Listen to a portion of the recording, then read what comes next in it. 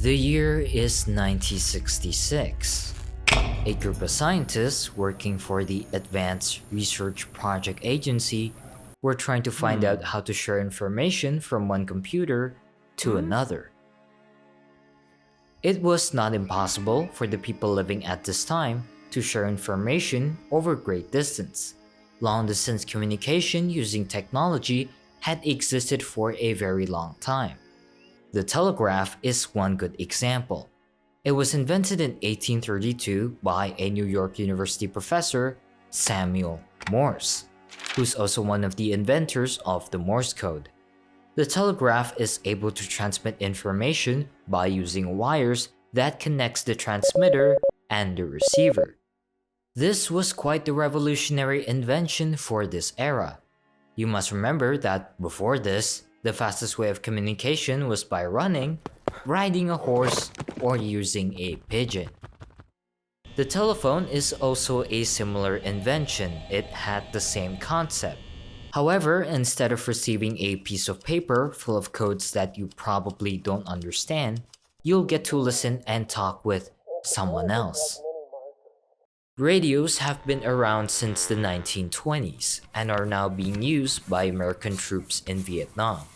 But for most Americans back home, if you don't have a TV, there's a good chance that you at least still have a radio. What made the radio so awesome was because you can talk with someone else without using wires to transmit information. The radio does this by using waves that would travel through the air, and these waves would later then be picked up by a receiver.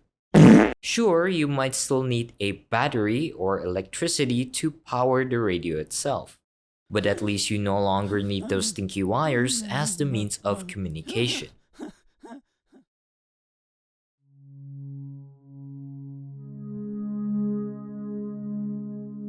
But what about computers? Was it really impossible for people to communicate using their computers?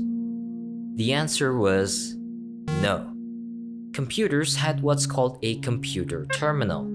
These terminals are connected with one another using telephone wires, allowing a computer to send information to another computer.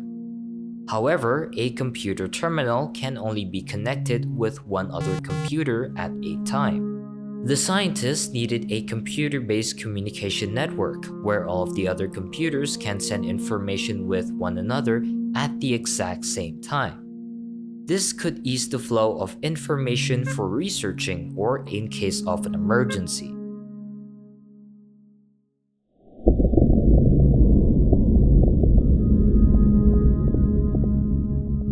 The scientists then got to work on how to make this computer network come true.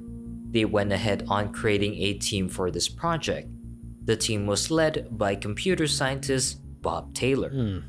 But neither Taylor or Team ARPA had any idea on what kind of transmission method they should use for the network. A transmission method is how you get a data from one computer to another. The best design for the transmission so far is the circuit switching method, which I'll explain later. Taylor assigned a scientist by the name of Lawrence Roberts to find a better transmission design for this new network. Lawrence had a pretty good knowledge about computer networks. Right now he's even serving as the program manager for ARPA. He'll be the right man for this job.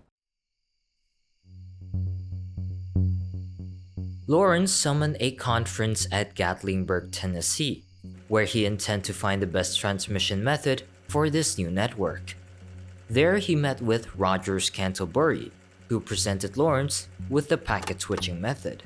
The packet switching method is a transmission method created by engineer Paul Barron and computer scientist Donald Davis, Scantlebury being a member of Donald's team. With the packet switching method, a computer terminal is now capable of transmitting information to computers at a very quick pace. It does this by splitting a data into different parts. Those parts would later find the best way to their destination and assemble itself once it has arrived at the receiver. This was much better than the circuit switching method which ARPA is currently using. With this method, a data has to travel a designated path to its destination, making the transmission slightly slower and more expensive to maintain. Think of it like this. The circuit switching method is like a train trying to get to its destination. You can change what track the train takes in order for it to arrive at the correct station. Nevertheless, the train itself cannot leave the train tracks. At least it's not supposed to. Meanwhile, the packet switching method is kinda like when you need to get to work. You can try walking, riding a bike, or a car. You can pick which route you want to use to get to your destination as fast as possible, and most of the times you are not constricted to just one road. Scantlebury then tried to convince Lawrence that this method was much more cheaper and effective, which it kinda was. Lawrence was convinced. He came back with a proposal to ARPA to use the packet switching method instead of the circuit. At the end, Lawrence got what he wanted, and the packet switching method is inserted into the network. With the help of their giant computers and a massive funding from the government, in 1969, Team ARPA finished developing their nationwide computer network known as the ARPANET. To make the ARPANET function, Team ARPA developed a machine that would interconnect the computers and the network. They call it the Interface Message Processor, simplified as the IMP. Once completed, ARPA went ahead and decided to give the system 8 tests. They decided to test the ARPANET by giving the host of the IMP to 4 universities across America. Why did they do this? Well, because most of the researchers from Team ARPA had conducted their research and study in universities across America, and most of the equipment for this test is already there, so why bother moving out?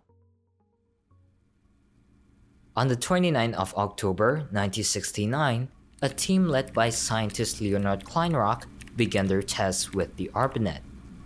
The test would take place between the University of California and the Stanford Research Institute. UCLA student Charlie Klein successfully established a connection with SRI programmer Bill Duvall. The team then went ahead with the test and decided to transmit a command to Duvall. Klein then proceeded to transmit the command lock in. But after transmitting the second letter, the computer at SRI crashed.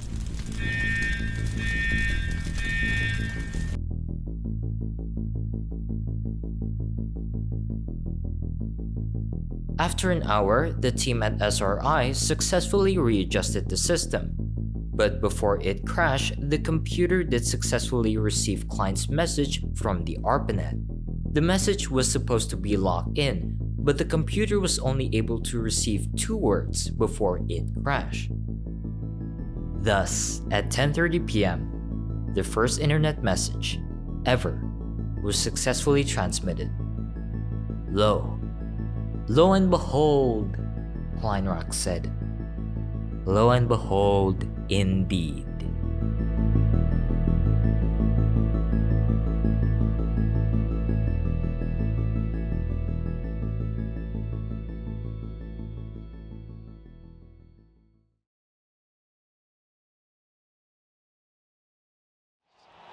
And we're going to count it down from here down when we get to 10. Are you ready?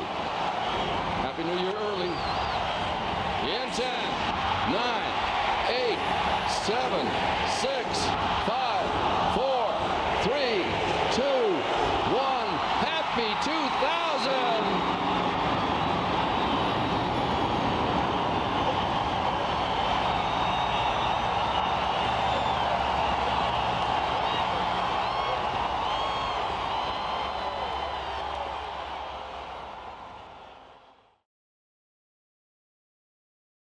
It is the early 2000s. Life was, can't tell you, wasn't born yet. But for the people that were alive, their life took quite a turn. Just a decade ago, the world witnessed the end of the Cold War, with the Soviet Union collapsing into several successor states. These newly formed states would celebrate their independence from the Soviet Union. by fighting each other and committing genocide. Meanwhile, for the winners of the Cold War, it was a welcoming sight to see the Alliance triumph over the Soviet Union, only for them to be immediately thrown into a vicious cycle of endless wars and repeating terror attacks.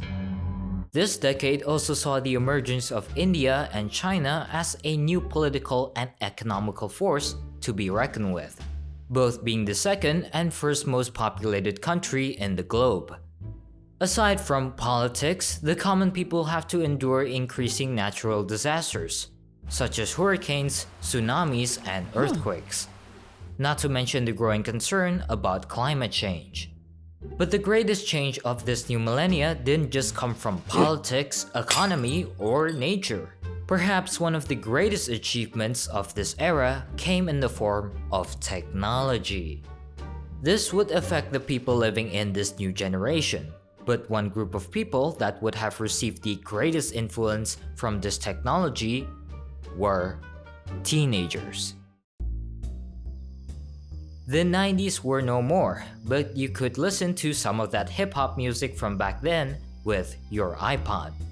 Maybe you can do something fun like skateboarding with your friends. Got grounded? Well, don't worry, phones have come a long way since the 90s.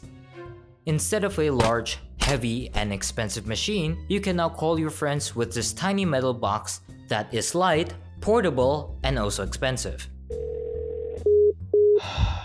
None of them answered me. They might be busy or something. Don't get your hopes down. You can try sitting down on the couch, get that DVD you rented from Blockbuster, and watch it on TV. Alright, first of all, how did I teleport here? Also, TV is kinda boring. Well, you can try playing video games with your PlayStation 2. You can play GTA San Andreas, Tony Hawk's Pro Skater, Resident Evil 4, and so much more. But I don't have a game console. All my mom gave me was that useless computer. Computer, you say? Well then, I think I have the right idea just for you. Welcome to the internet. Here you can send messages through obscure chatting websites like this one. The internet? I thought only the government could use it. Well, a lot has changed since the 60s. A better system, known as the National Science Foundation Network, replaced the ARPANET as the main network for the US government. However, the ARPANET wasn't just disbanded immediately, instead it was combined with the much newer National Network. The combination of these networks would be called internetworking. Internetworking. Internetworking? Internet. This new internetworking wasn't just between the ARPANET and the national network. It soon extended to other networks from outside the US. As time went on, these networks were more open to the public, and some were even sold to private companies. To accommodate for the growing size of the network, a standard protocol was needed to establish a set of rules on how to correctly operate the internet. One of these protocols was the NCP, Network Control Protocol. But this protocol seems to be a little bit outdated. A much better protocol was introduced by Bob Kahn and Vinton Cerf. This new protocol was called the TCP/IP. The TCP soon found its rival, a protocol by the name of the OSI. Both of them run on the packet switching method, which means they both can be used for the internet. So what's the difference? The simple version was that the NCP was, to put it nicely, too simple, while the OSI was too detailed and too complicated. This new internet working system needed to be better than the NCP, but more flexible than the OSI. Thus why TCP eventually won and became the standard protocol for the internet in 1983. Another big development for the internet during this time was the World Wide Web. It was created by Tim Berners-Lee in 1989. Basically, with the World Wide Web, a website is now available for anyone in the internet to see, and these websites are interconnected with one another. At first, people could only use the World Wide Web by using a browser called Nexus. But soon other browsers began popping up. They even had an entire war or competition to become the most used browser. At first, a browser called Mosaic had the upper hand, and then it was Netscape Classic, then Internet Explorer, and finally we get to Firefox, Opera, and the others. But while this war of browsers was going on, there were also events that would have far-reaching consequences that were unfolding at the same time. We return to Stanford University. Two students by the name of Jerry Yang and David Philo made a website that was called Jerry and David's Guide to the World Wide Web. Basically, it functions as a directory of other websites. After some thought, Jerry and David renamed their website to yet another hierarchical officious oracle, simplified as Yahoo. Yahoo soon gained popularity in the internet. Because of this, Jerry and David decided to start Yahoo as a company. Yahoo saw a chance to expand by adding a webmail service to their brand. A company by the name of 411 already had a good email website called Rocketmail. Yahoo took this opportunity to expand their brand. After 411 was acquired, Rocketmail was rebranded to Yahoo Mail soon after. While this was going on, a group of 3 students were working on a research project called Backrub. These students were Larry Page, Sergey Brin, and Scott Hassan. Hassan would later leave to pursue his career, leaving Larry and Sergey to finish the project. The goal of this project was to organize the world's information and make it universally accessible and useful. Search engines at this time ranks websites based on how many times they were searched. But Larry and Sergey found a much better way for much better results. Instead of how many times they were searched, this search engine that they created would instead rank websites based on how many links are connected to that website. Basically, a website would rank very high if there are a lot of other websites that is connected to that website. Backrub search engine was released at the Stanford University webpage in August of 1996. The project was later renamed to Google, a word that describes a number with 100 zeros behind it. They did this because the word represents a lot of numbers, and in the case of their project, a lot of information. But the two had misspelled the word Google, whether it was because they made a typo or they just had no idea how to spell Google. Regardless, they did not correct nor change the name of the search engine. They stuck with it and made it official. Google. Their project was fairly successful. It not only attracted attention from the academic community, but also from several investors from Silicon Valley. One of the investors was co-founder of Sun Microsystem. His name is Andy. I'll just go with Andy. Andy was perhaps interested in the Google project. And before Google even became a company, he gave a $100,000 check to Larry and Sergey, as well as advising them to keep Google as their company name. With $100,000 in their pocket, the two decided to officially start Google as a company. They bought their first company computer that was custom-made with Lego bricks. They also decided to move their base of operation from their dorm to a garage owned by a friend of theirs, Susan Wojcicki. In order to make money, Google began letting advertisement in their website. But instead of getting a giant ad blocking half of your screen, Google decided to make the advertisement simple and based on words. Not only was this much less annoying, but it also helped at maximizing the page loading speed. In the meantime, Yahoo continues to expand their company by absorbing others and adding their projects to their brand. But Yahoo also had a fair share of their own projects. In 1998, Yahoo released Yahoo Pager. Just another typical chatting website, but with Pager, users have the ability to use emotes and send private messages to other users. You can also create chat rooms where you and your friends can just chat privately. You could make chat rooms that are open to the public, though this feature would later be removed after some predators had the not so cool idea of making groups dedicated to abusing minors. Oh, that doesn't sound so good. Indeed, it wasn't. Niko, I told you to take out the trash. Mom, I'm a bit busy right now. Enough of your excuses. Take out the trash now, or you could go find dinner somewhere else. Fine.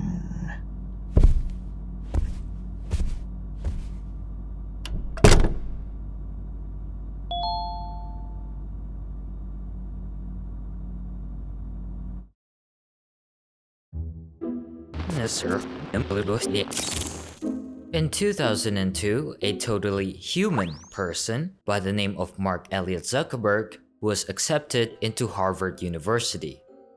Mark was known for his excellent programming skill. In his sophomore year, he even made a program that allowed his fellow students to form study groups for each class. While in Harvard, Mark stumbled upon a website that caught his attention. Hot or Not. Hot or Not is a rating website that allows you to rate other people's pictures. You can rate these pictures by a scale from 1 to 10. Usually the picture is the face of the person, but this is the internet and some stuff might get silly. Mark wanted to create a similar website. This time, however, instead of rating a picture of someone, you get to rate 2 pictures of 2 different people. Then you let other people rate on which one is better. This site is called FaceMash. FaceMash attracted quite the attention. Some students were just having fun at comparing their faces. However, some students weren't so happy. In order to get pictures of Harvard students, Mark used the photos compiled in the Harvard Facebook and uploaded them to FaceMash. These Facebooks are official websites belonging to the University of Harvard. This is where students would keep their pictures and their personal information. Mark was charged with violating copyrights and the breach of privacy. With these charges, Mark was faced with expulsion. Luckily for him, all of these charges were eventually dropped. Earlier, I said that these Facebooks were owned by Harvard University. What I didn't mention was that it was actually owned by the houses within Harvard. Each house had their own Facebook, but there was no such thing as a unified online Facebook for Harvard itself. There has been a demand by Harvard students to make a universal Facebook for Harvard. Mark wasted no time and began programming this unified Facebook. In 2004, the Facebook.com was officially launched. This new Facebook allowed students to get to know each other. They can list their pictures, phone numbers, and friends for others to see.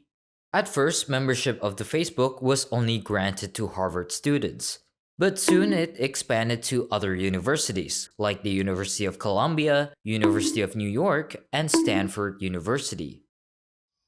Not long after the release of the Facebook.com, Mark decided to leave Harvard to continue with this project.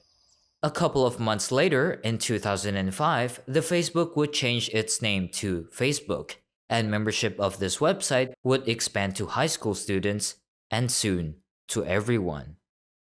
In that same year, 3 PayPal employees by the name of Chad Hurley, Steve Shen, and Jod Karam were in the process of making an online dating website. The inspiration of this dating website came from another website that we just talked about, Hot or Not. But just like Mark Zuckerberg, the 3 wanted to put a twist, something to spice things up. This time, instead of pictures, they decided that this new dating website would be based out of videos. Unlike Backrub or FaceMash, this website did not go so well. Maybe the concept of a dating website using videos was not that appealing.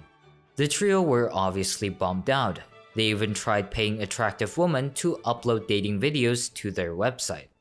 Despite their best efforts, this website still did not go as well as they wanted to. However, the trio did notice a potential with their website. Just a year ago, Justin Timberlake and Janet Jackson were performing as singers at the Super Bowl halftime show. Justin Timberlake was supposed to rip off Janet's dress as part of a stunt.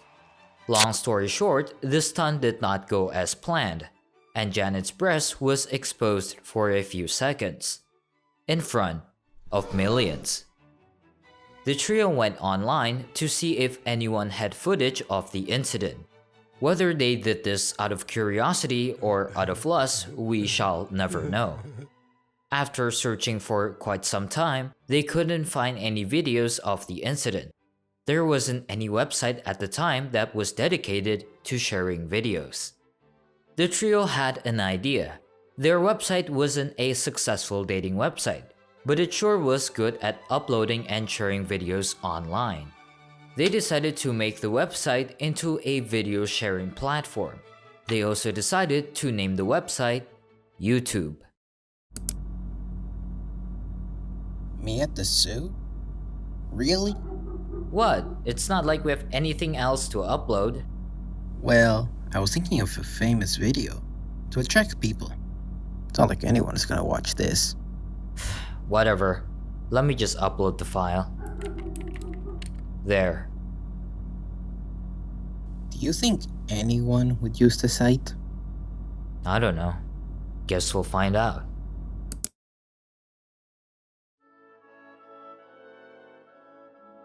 Audio was a podcasting company owned and founded by Noah Glass in 2004. Audio was made as a directory for audio-related recordings. With Audio, users can create their own recordings and share it to the website. Audio received investment from several investors. One of them was Evan Williams. Evan had just sold his company to Google. With more money, Evan decided to buy himself a new house and invest his funds on startup companies like Audio. Unlike other investors, Evan was much more involved in Audio itself. At one point, Audio even moved their office from Noah's apartment into Evan's old apartment.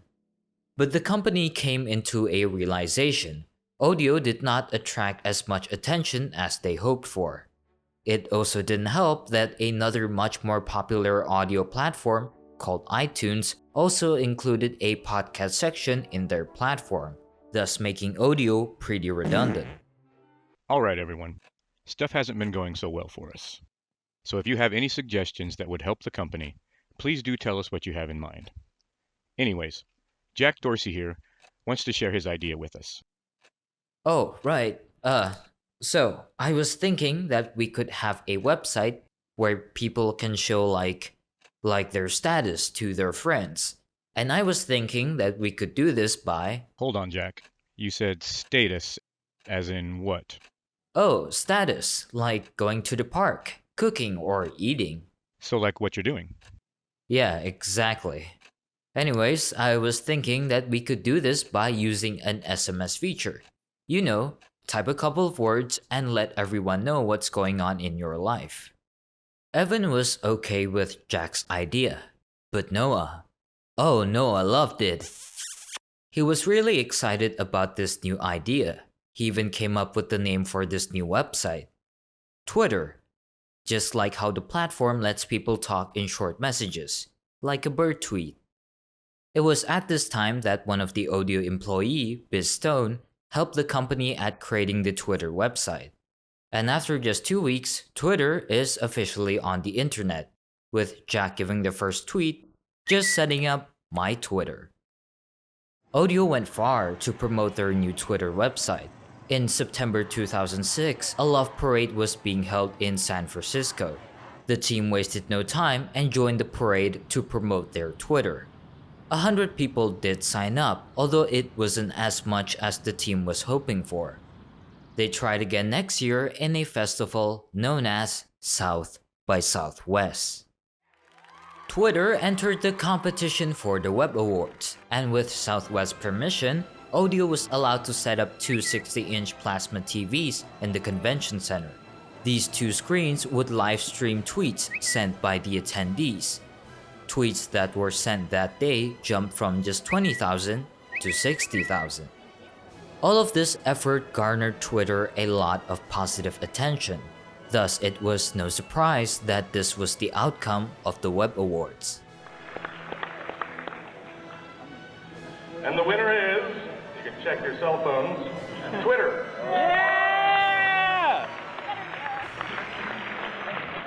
This was a turning point for Twitter.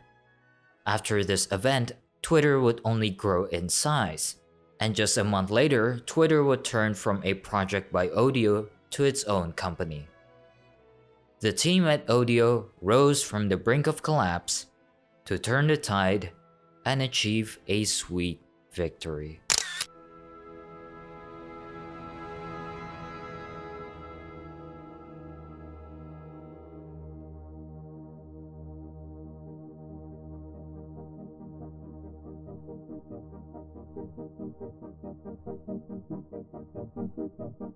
The internet was not one invention. No one man or team invented the internet.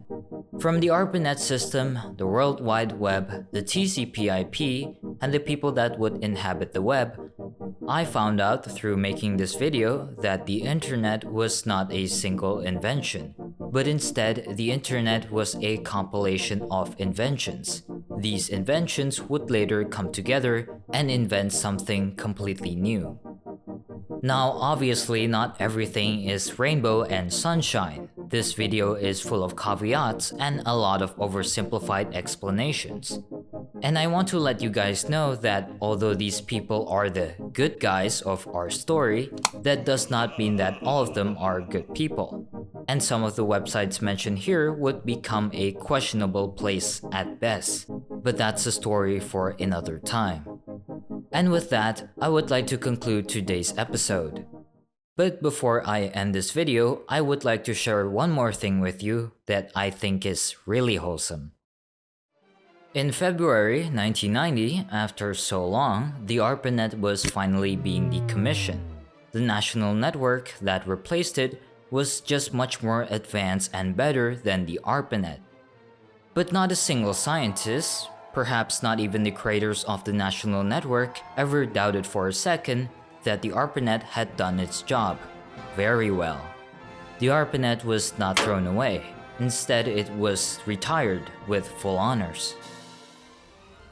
Before it was decommissioned, the co-creator of the TCP/IP, Vinton Cerf, wrote a lamentation called the Requiem of the ARPANET, and I would like to share you this lamentation.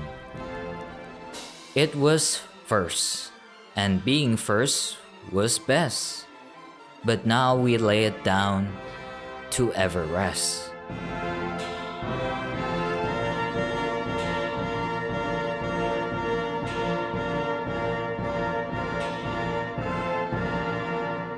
Now pause with me a moment, shed some tears, for Auld Lang Syne, for love, for years and years of faithful service, duty done, I weep. Lay down thy packet, now, O friend, and sleep.